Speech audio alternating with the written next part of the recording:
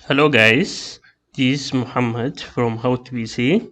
Today I walk through how to enable Active Directory user and computer in Windows 10.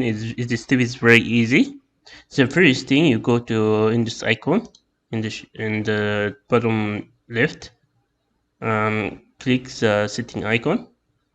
Look for apps, click on it, and you have here apps and future. Click option future option future and edit future, and you look for,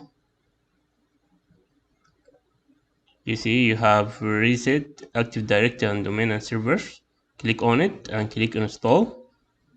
That will install the active directory and user in your Windows 10. You see, well, this step is very easy, and wait until the installing is finished, I mean. Sorry about that.